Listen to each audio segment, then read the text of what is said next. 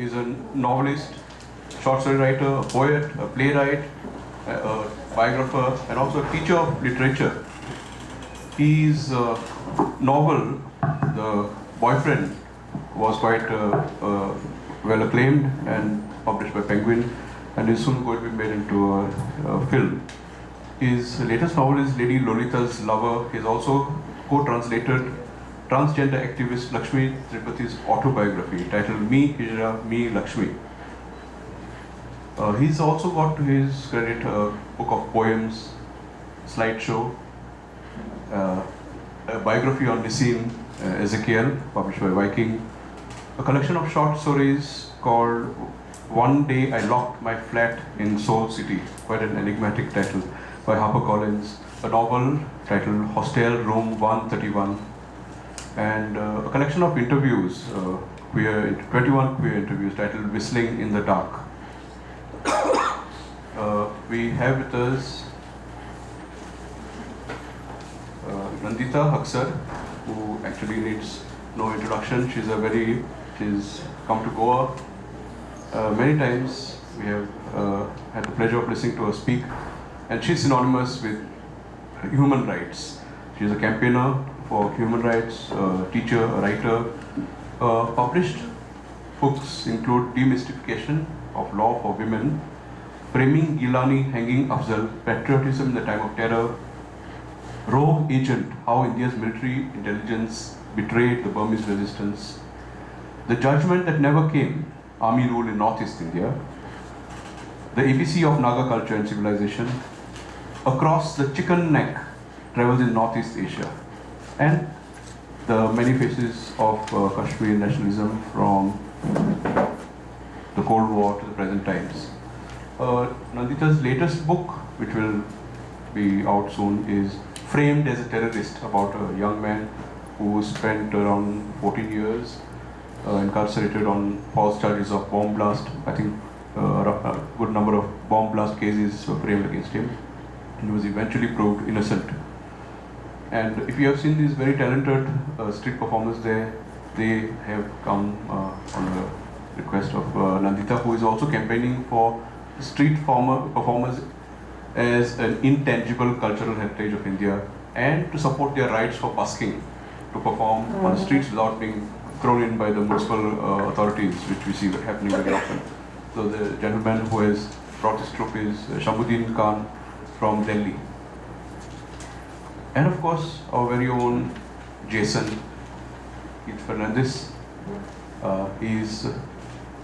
Jason has gained his doctorate on the study of citizenship experiences of Goan Catholics. He is presently doing his postdoctoral studies at the Center for International Studies at Lisbon. He's, I think, best known in Goa for these very fiery op-ed pieces that he publishes in the Herald and other dailies on various issues of particularly the Goan, the concrete language, on the script conflict, and several other things. On, I think, what being a Goan is all about, largely our identities, multiple identities. And so he's had a training in law, sociology of law, culture studies, anthropology, and he brings in all these diverse experiences and authority to his writings. He's also studying Catholic theology in his postdoctoral research project. The theme for this session is Article 377, this very infamous and notorious clause which says it's illegal to have sexual relationships which are contrary to the law of nature, which pretty much makes all of us criminals. Most of us, actually. So thank you, Jose. Jose always gives us the most generous introductions, and at least speaking for myself, a good amount of it is not true. Yeah. But thank you, Jose.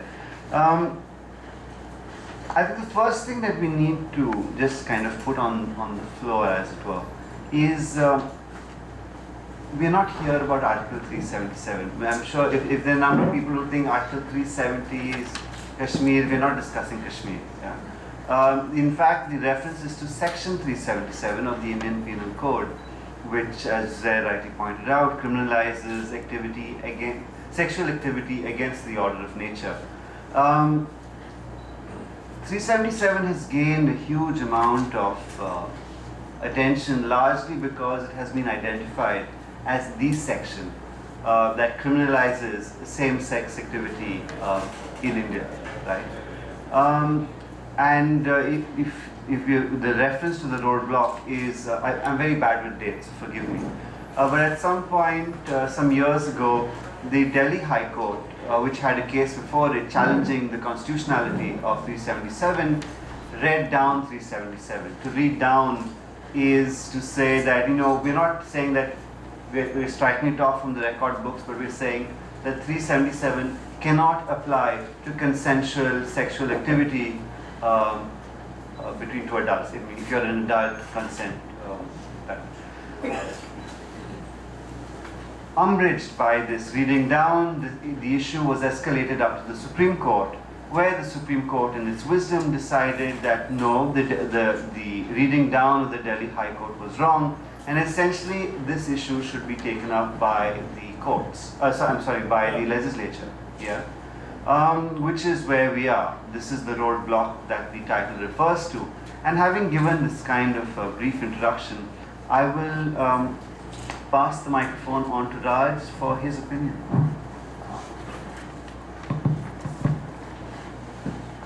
Section 377 of the Indian Penal Code was authored by T.B. Macaulay. He's the same man who introduced English education here in India in 1835, and the 377 law was introduced by him in 1869. Now it's strange because it talks about unnatural sex, but if you really read the section, if you really read between the lines, unnatural sex is not just sex between two people of the same gender, but it really includes any form of non-procreative sex. So as people have pointed out, even anal sex between a man and a woman would come within the purview of Section 377. There may have been no convictions of that kind, but technically, if you have to interpret the law correctly, it means any form of non-procreative sex, right? That's the first thing. Now, for a long time, nothing was done about the section till in the early 21st century. The Nas Foundation of Delhi, they saw it as a human rights issue. Anjali Gopalan was one of the earliest petitioners. She lives in Delhi. And, she and a few others filed this case in the Delhi High Court, which was straight away thrown out. It wasn't considered worthy of admission at all. But then they didn't give up, and they refiled the case. Till, there were several phases in between when the Supreme Court asked the government to give its opinion on the matter, and at one point within the government there was a difference of opinion. You see, the Health Ministry felt that there was merit in the petition because they were concerned with the AIDS epidemic, which had reached alarming proportions in the first few years of the 21st century. But the Home Ministry felt that, there were no homosexuals in India, and it wasn't an Indian thing. And, so there were differences of opinion. But finally, the Delhi High Court admitted the case. It came up for hearing. And we were very lucky that we had a very progressive judge, Justice A.P. Shah, who heard the case. And, gave this ruling which you just mentioned about reading down the section. not scrapping it altogether, but reading it down, which meant that if there was consent and the two people concerned were adults, then, you know, they wouldn't come within the purview of the law, but the law would stay. And I think that one of the key things about Justice Shah's judgment was that he was making a distinction between constitutional morality and morality in general. So he gave his judgment, he read down section 377 on the basis of the fact that it's constitutionally immoral to deny a group of people their rights to have sex with people of their choice. Now, that was, you know, we all celebrated it. Incidentally, the date was July 2009 when the judgment came out. But then, immediately, there were people who went on appeal. The most infamous and notorious of them was Baba Ramdev. Now, you know, Baba Ramdev, you must read a book called Geisha by Benjamin Law. He's a Chinese-Australian writer who has done this book on gay life in Asia. I happened to review the book for the Indian Express, and you know, you've got to read the book to believe it, but there's a whole section on Law's interview with Baba Ramdev. He manages to gain entry into his ashram. And, you know, finally, I mean, Ramdev calls his men and throws the writer out, because he just can't debate with him. He keeps saying that yoga can cure homosexuality, but when he's asked how, he's unable to explain. And then there's a juicy bit of info in the book where some people tell Benjamin Law that Ramdev himself is gay, and don't you see him surrounded by young men, even as he's doing his yoga program on TV all the time, and so on. So, and then it was heard by the Supreme Court. Now, again, that is hilarious, because Justice Singhvi was in his last day of service in December 2013. And that's when he gave the judgment. I think that that itself seems to me to be completely wrong for a judge to be asked to deliver a judgment on an important law on his last day in office. And as Indira Jaising pointed out, I think he was certainly betraying his own homophobia and prejudice. So it was a very personalized kind of judgment. I'm told that during the trial, they made a lot of fun. There were a lot of homophobic jokes. There was a point, you know, Vikram Seth was one of the signatories to the campaign to scrap Section 377. And when they saw his name there, the judges apparently joked amongst themselves. The joke was that, oh, and Vikram Seth's mother incidentally is a Supreme Court lawyer. And the joke was that, oh, we love Vikram Seth's work, but we didn't know he was that way inclined. Or some such thing. They had no right to, you know, say these things, but they did. And then finally, to cut a long story short, he threw the ball into the government's court. Now, recently, Arun Jaitley put his foot in his mouth by throwing the ball right back into, you know, into the judiciary's domain. And I wrote a column on this actually, saying that this is a conspiracy theory. They have decided amongst themselves that we'll keep playing ball with this, and we're not going to do anything about it, neither you nor we. So that's where we are. Thank you, Raj. I think I'll ask Nandita to express her opinion, and I have some opinions, so I'll wait for you to. No. Is that possible? Actually, I must.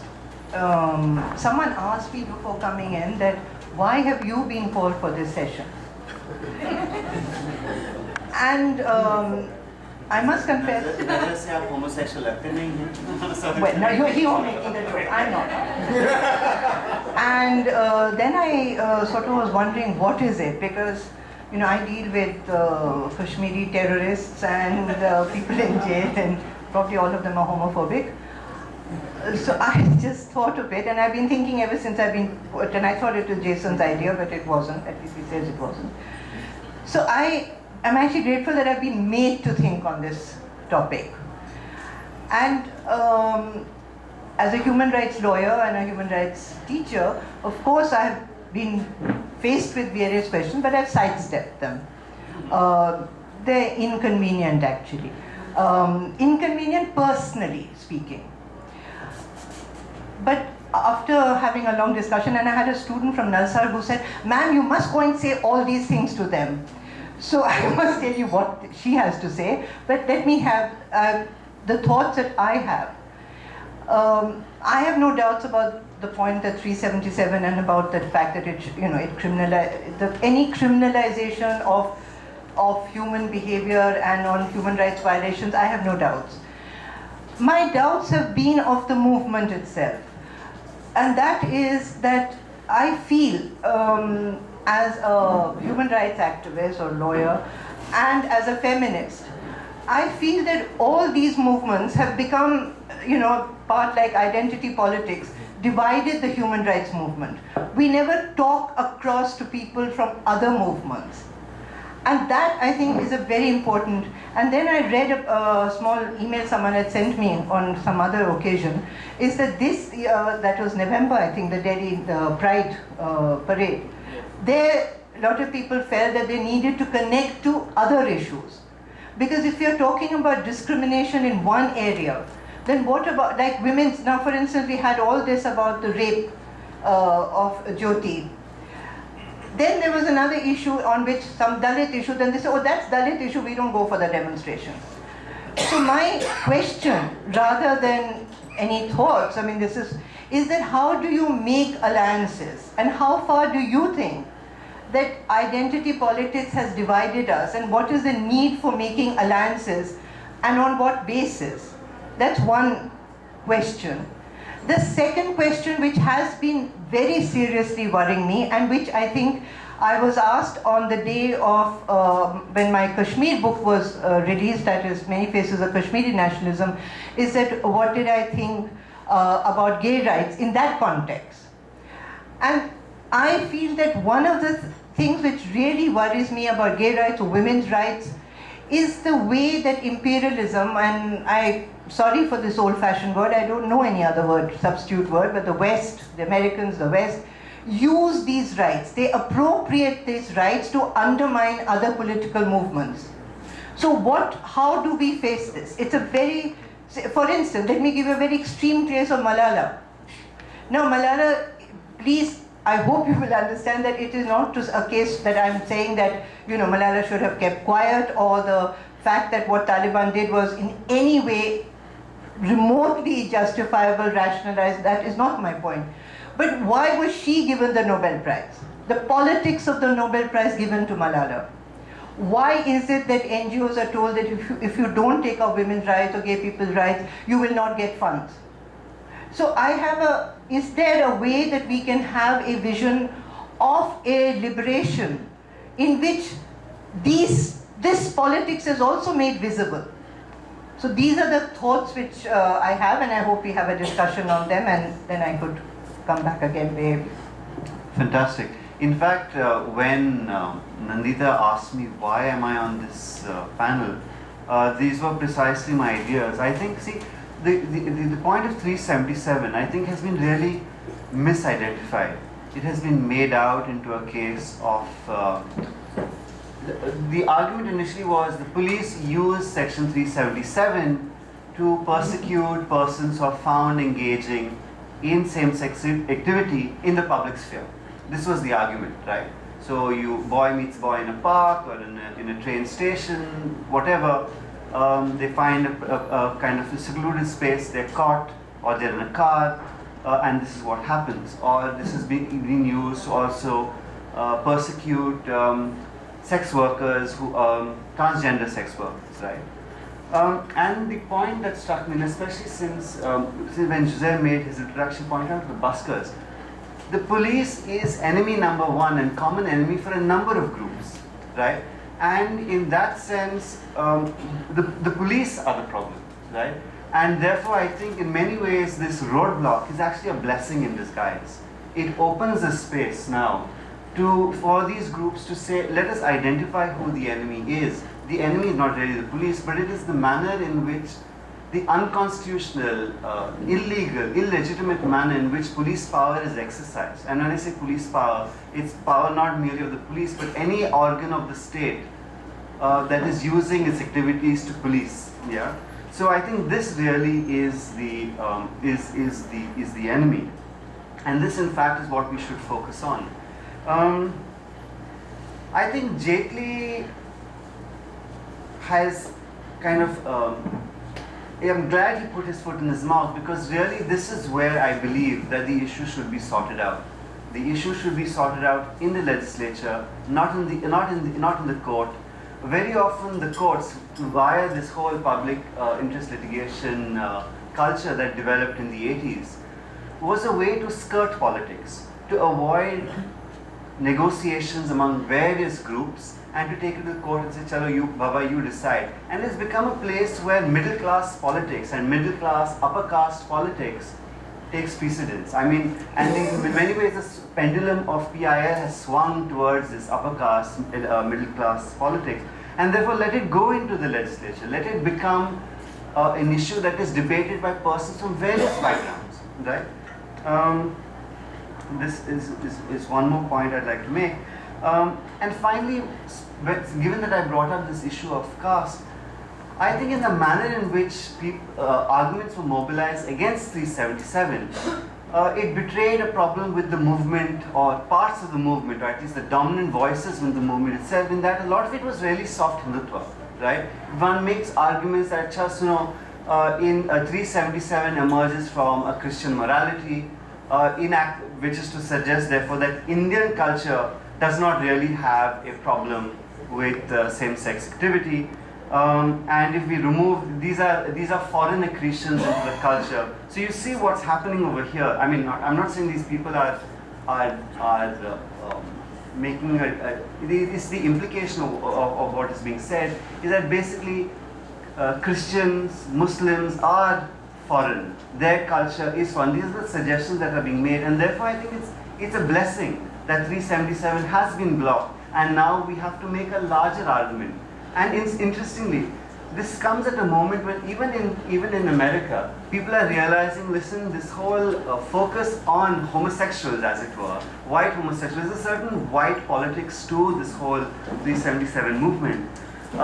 It's even in the US, they're saying, listen, the issues of queer minorities is not merely that of marriage, right?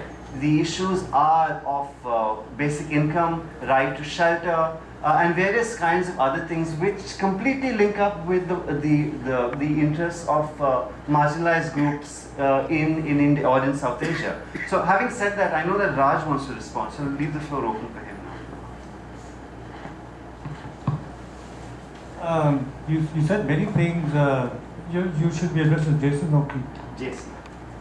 So Jason, you said many things that one has to respond to. This thing about 377 being an outcome of Christian morality, but I think that needs to be said because the view quite erroneously is that homosexuality is against Indian culture.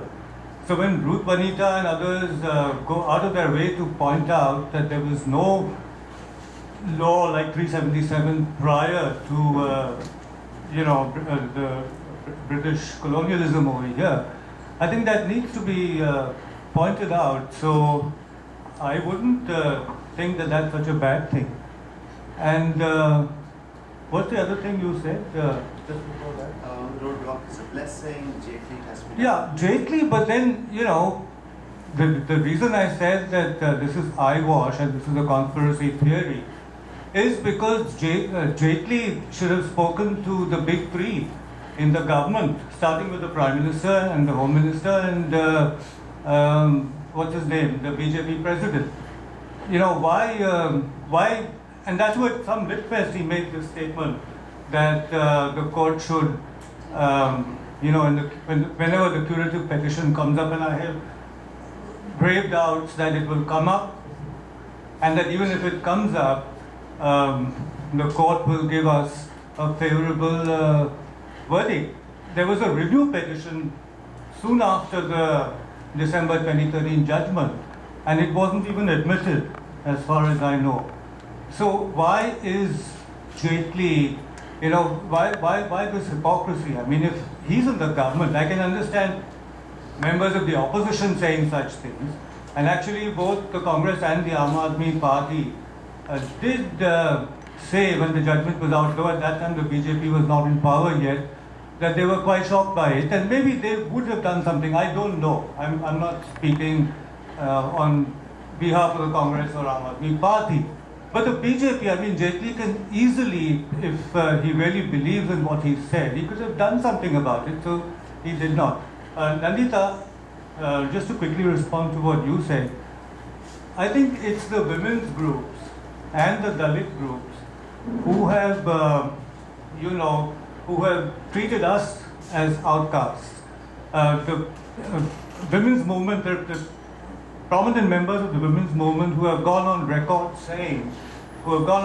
to say that they don't think that homosexuality and lesbianism are key issues among Indian women, and therefore they need not be addressed. And I don't know whether you know that in 1998, when Deepa Mehta's film Fire was released, and the Shiv Sena wanted it banned and they vandalized cinemas in various cities of India, there was a protest organized in Delhi by certain women's groups. But apparently, when the lesbians went there with a single placard, they were not, they were not welcome there. They were told that they were hijacking the protest, that Fire was not a lesbian film per se, that Deepa Mehta herself said that Fire wasn't a lesbian film and that she wasn't a lesbian and so on. So that is it. And with the Dalits, it's even worse, because they would say, what nonsense, there are no homosexuals among us Dalits. They've said these things. So I don't think that it's the gay groups really. The gay groups, I think, have been trying to form these coalitions. But, and look at academia, of which I am a part. Gender and sexuality studies programs and Dalit literature programs, they are cool. They are there everywhere. You get funding for them. In the University of Pune, where I've taught for 30 years, the Women's Studies Center is now a full-fledged center. Can one think of a sexuality studies center? Not at all. I was running a queer studies circle in a very subversive way. Nobody knew that we used to have meetings in my office and so on. That was 15 years ago, but the situation is still the same. There are only a handful of universities which have LGBT programs, and always that only happens if there is a faculty member who's gay, like Hoshain Merchant in Hyderabad or Niradri Chatterjee in Kalyani. That's it. No, absolutely right. I mean, I agree. And in fact, in another sense, since I'm more immediately involved with on the issue of minority rights or Muslim people's rights, I've had this problem all the time. I've also had another problem is that as a feminist, and I've written about it, is how I feel split between women's rights versus human rights. And there's a lot of times there's a clash. So I'm aware of that, and I'm aware how movements are, and within Dalit movement also there's a split between the Dalit feminists. And so keeping this in view, and those of us who have been in these movements over a long time, I'm saying it's our responsibility in some way to build, since it's a Goa Lit Festival, I'm not even talking about the movement, but in terms of writings, at least, where we could build the bridges. And that's where, I mean, for instance, like yesterday, day before I was speaking, they had on a session on jihad, and they had 2 Muslims. So we also, when we organize, we say, oh, jihad, so we must get hold of 2 Muslims. We have on gay rights, we get hold of 2 gays. We have women's rights, you get hold of 2 feminists. Why is there not even speaking across and discussing it and having, that's what I mean by alliances. You can't just get people together and suddenly have an alliance. I believe writing is a very important aspect of this. And therefore, and this comes across all the time, because when I was teaching in Nalsar, I had some students, and every time I talked about Taliban or group community rights, there was one student who was very active. When I talked about Naga rights, he was fast asleep. So then I told him, Ayman, something is wrong. Why are you fast asleep? He said, ma'am, that's not true. Nobody said that to me before. So I said, nobody talked about Nagas and Taliban together. So this whole, all our movements, if we are talking about liberation of human beings, then the human being has to be brought back to the center. And that's really what I am now concerned at the end of my life, is that all the time, because of historical reasons, we had to split up. We had to have a women's movement. We had to have, and women's movement also is split up into, radical feminists, liberal feminists, Marxist feminists. We are still there, some of us, old socialist feminists, alive. But we are also a dinosaur lot. And it was the socialist feminists, including myself, who did say that gay rights are not very important. I mean, let them have it, but let me not be involved. So, yes. But then, now I am saying that, yes, now there's a need to build, not bridges, not in just because you call them on one day and we all take part, but as intellectuals. Since we are at a Goa Literary Festival, we are writers, I think that's where the need is. And it's an important theoretical need because it's not easy. It's one thing to say, okay, we can three of us sit there and be friends, but it's not easy. There are very, very difficult theoretical questions which have to be addressed. So it is in that light that... Thank you. I'm going to open up the floor for questions now. And the first comment I'll give to Anjali Arondekar, subsequent to which I would come to you, Mark. Thank you for your comments. I'm a historian of sexuality and I teach in a feminist studies program. And I want to make two comments and hear what your thoughts are, because you clearly have more experience in these questions. The first thing is Section 377 is, as all of you have noted, not just about homosexuality, but it contains within itself the possibility of radical judicial reform. So while Section 377 is not about the criminalization of only homo behavior, hopefully a lot of people have all kinds of non-penile sex, it also can radically alter how we think about family, how we think about consent, how we think about adultery. Flavia Agnes, for example, has pointed out that if you really want to think about Section 377 as a queer project, which exceeds just the bodies of LGBTQ, etc., then we need to think about adultery. What does it mean for men who are married, who have sex with other men? What constitutes adultery in that marriage for the woman who is in that marriage, right? So I think instead of thinking of Section 377 only as alliance building, in the ways in which you've been speaking about, if the law itself is considered as something that's deeply interlinked to all structures which are very heteropatriarchal, like the family structure, like the caste structure, and as a historian, that is something that I've written about, for example, in the 19th century. The second point I will make is, as a gay person myself, I am committed to making it a question that is an intellectual question that animates all our thinking. So my first book was robustly about sodomy, India rubber dildos, and everyone loved it and thought it was about gay people, which it wasn't. My second book is about the Gomantak Marha Samaj in Goa. It has ostensibly no gay people, but it is more queer than my first book, because it is about pushing the idea of reproductive kinship, meaning heterosexual family structures, bloodlines, caste lines, which to me are more patriarchal and more homophobic than simply homosexuality. So I think that when we think about these questions, we also need to roll up our sleeves and imagine connections within the ideas that we animate, right? So, and I think that's what you were speaking about in terms of the rise of Dalit studies, feminist studies, but what is happening to queer studies or LBGT studies within those formations. So how do we find ways to make these conversations? So I'm not willing to give up on 377. I think we can make it a more radical reform project of the law itself rather than of LGBT subjects. But thank you for your comments. This question is for Mrs. Nandita. You pointed out something very important, that is the political correctness and runaway political correctness that's associated with identity politics. The fact that they are not allowing dissenting voices. The movements, the gay rights movement, the feminist movement, even the civil rights movement to get equal rights for black people. They do not allow for dissenting voices. Anyone who criticizes the mainstream or the main idea behind these movements or the approach that these movements are taking will be labeled as misogynist, homophobic, racist. So how do we desensitize the atmosphere and open it up for freedom of speech so that voices from both sides of the spectrum can be allowed? so that these movements are, are kept on the right path, they're prevented from becoming radicalized? That's the first question. Second question for Keith. No matter how much we try to avoid this, the inconvenient truth is, and the elephant in the room is that the biggest obstacle towards gay rights today is the Roman Catholic Church. We have a cool progressive pope that's leading the church right now. So how do you think that the church should respond to gay rights?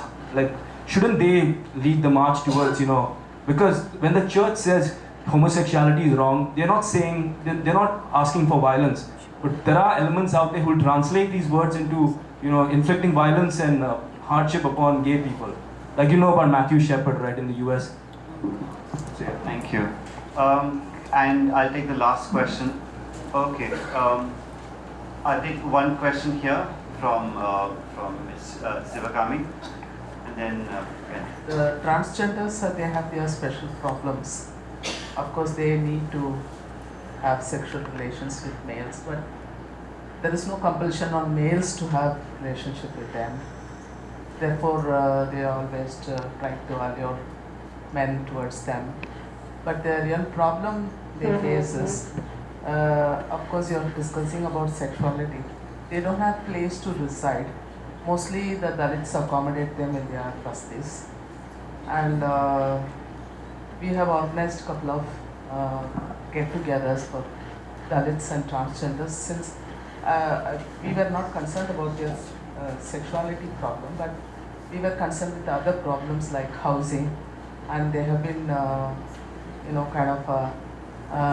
drop out from school once they know their gender.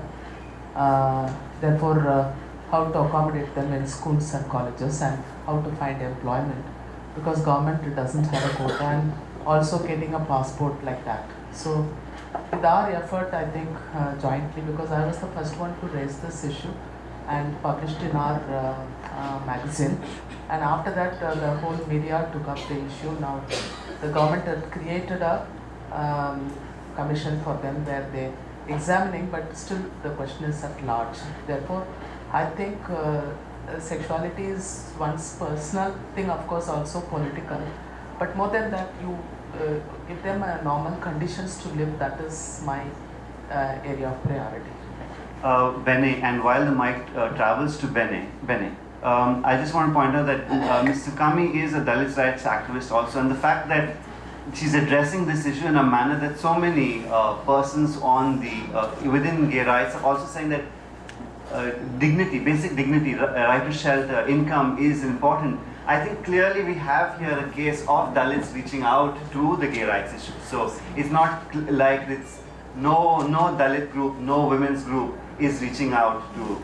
Sorry, Benny. I think as much as 377 emerges out of Victorian morality, we have to be a little bit cautious about thinking that there was a pristine past, right? So as much as we'd like to say, oh yes, here's this problem with 377, there wasn't necessarily a time in the past where sexuality was free-flowing and everyone had access to different forms of sexuality, right? And I think it's also troubling when we think of, these, we often hear references to Khajuraho, for example, and this idea that, oh, look at how this very Hindu temple portrays various forms of sexuality that were not heterosexual. But then we also have to think about how caste plays into that, and how those forms of sexuality might not have been accessible or been allowable to everyone. Thank you, Benny. I'm just going to make a quick comment before I give space to Nandita. Is that just going back to this idea of 377 having emerged via the British, right? I think because the issue was raised by lawyers, the entire discussion on gay rights has been legalized to an unnecessary extent, and has occluded the fact that there are also social structures that operate like law, right? So caste, for example, or patriarchy, for example, demands that you produce children. So very often, let's say Ruth Vanita's book, Salim Kidwai, Ruth Vanita's book, brought out this idea that, oh look, in our great past there were these queer, homosexual, I wouldn't call them gay practices, because gay is a very culturally located phenomenon. Yeah, one does not have gay practices in Roman times. It's differently structured. But the fact is, very often, let's take Persianate India, or Persianate North India. you have men having sex with men, but the fact is very often both these men are married, and so therefore the question of adultery does come in. And what is happening to the woman? In what kind of a relationship is the woman trapped in? So the fact that these men did get married points out to the fact that South Asian society did have these strictures against same-sex activity. It wasn't all that, it wasn't a pristine past, right? Having said that, give the mic to Nandita and then maybe Raj. Well, that question that was asked of me, when we say, oh, we must have alliances, we must sit together, we must work together, it's very goody-goody. It doesn't work that way. Now the question is that, why don't you all sit together and sort out your differences? These differences are very deeply political. They're also deeply theoretical, because just I just sit with my own feminist friends and I don't agree with anything that they do lots of times. So the question is that, what's the politics? And unfortunately, a lot of times you hear these words, oh, I'm not political. I don't want you to politicize this issue. We need to politicize it very deeply. We need to understand the deep politics of it. Because if you're talking about liberation of human beings and all its dimensions, the one great thing that has happened over the years is that we are becoming aware of the dimensions of this problem. I personally have not read things which are now putting all these things together into a theoretical framework. I mean, I'm not a postmodernist, right? So I'm going back to my nice long meta-narratives. I feel there's a need for that now, sometimes. Because otherwise we are talking about issue-based, we are talking about alliances like, I'm okay, we'll have an issue-based, tomorrow we'll have a demonstration, we'll all come together. Or we will write something nice on the internet and that's it. I think there's a need to think out these issues. So many questions have been thrown, very few answers, theoretical, academic, and with that political practice have emerged. And that is the challenge for the next few years, according to me. Anjali, right? You mentioned the need to go beyond mere LGBT politics. I fully agree with that. Actually, if one uses a larger term like perversion, it's not just adultery, but a whole lot of other things. I mean, pedophilia, bestiality. Interestingly, I think Ramdev was framing the whole discourse, within the issue of bestiality, because his reaction was that the next thing you would say is that men have sex with animals and so on. So I think that all that needs to come into it. I fully agree with you. And to you, I just want to say, you mentioned Khajuraho, but more significant than Khajuraho is the Kama Sutra itself, which talks about the Tritiya Panthi. So while we are not saying that it was an ideal world and everything was hunky-dory, but it wasn't restrictive. It recognizes the Tritiya Panthi as a sort of category in the Kama Sutra. I appreciate Sivakami's work, absolutely, hats off to you. But then you also said, I don't know, I detected something there when you said let's put sexuality on the back burner and look at other things like housing and so on. Now, I did the translation of Lakshminarayan Tripathi's book published by OUP, and we are there at the Jaipur Lit Fest. We had on a panel, we were in Shillong together. I think that she and even before her there was Revati, who wrote her autobiography, The Truth About Me, a Hetero Life Story. So there was Familia in Bangalore who tragically committed suicide. So there were people. And then in April 2014, the Supreme Court, that was a different bench, gave a favorable judgment to transgenders, which we found very strange because it was the same issue but two different judgments. And now there is a TG quota, in colleges and in government jobs and so on. So it's not as bad as it used to be, but of course a lot more needs to be done. Great. We have unfortunately run out of time, but before we conclude, I know I didn't take the question about the Catholic Church, and I just want to point out that the Catholic Church position of the Catholic shouldn't be seen as set in stone. There are large movements within the Catholic Church that are questioning the positioning of the response to queer persons. But I think in some, the manner in which the Church insists that one has to be respectful of the individual, I think is a position that will increasingly gain more and more relevance. And in fact, while we've been acclaiming Pope Francis as this great liberal pope and everything, one will have noticed that there's not too much of a movement in accepting gay people itself. And largely one should go back to say, I was saying saint, but Pope Francis. And his argument has been that these issues are being pushed out of proportion.